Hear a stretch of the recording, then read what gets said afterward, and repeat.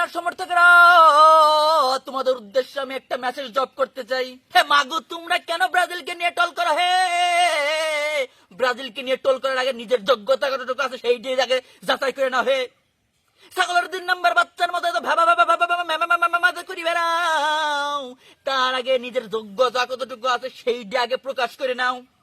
তোমাদের কি যোগ্যতা আছে সেই দিয়ে আগে বলো, তা তো বলবা না। শেষবার 2022 সালে একটা পিলান্টি ভাতায় বিশ্বকাপ নিয়ে তোমাদের এত বড়াই হয়েছে, তোমাদের এত কথা হয়েছে। এই উরুগুয়ের সাথে হারার পরে পিলান্টি ভাতায় আমরা জিততে চাই না, আমরা বলে নিছিলাম। হারার পরে তোমরা মামলা লাত্তি ঘুষি কিল শুরু করে দিয়েছো। তোমাদের জেলায় বাইরে বেরোতে পারছি না, কথা বলেন না কেন? ঠিক কিনা? অবশ্যই ঠিক।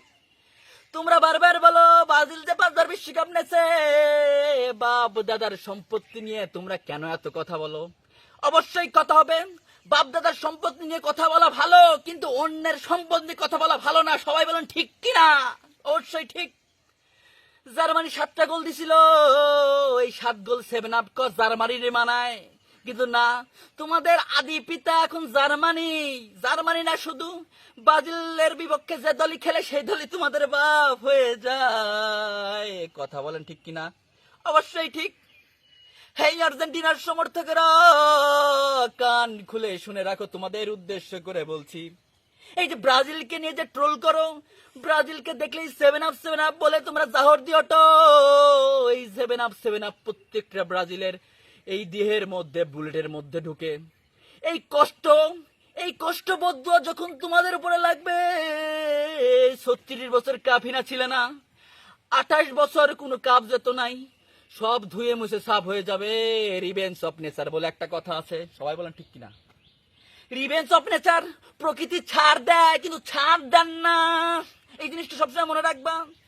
অন্ধকার শেষে যেমন আলো আসে, ব্রাজিলের এই অন্ধকার শেষে একদিন আলো আসবে, কিন্তু আমরা দেখে নেব কখন কে আমাদের পাশে ছিল, কে ছিল না। কথা বলেন না কেন?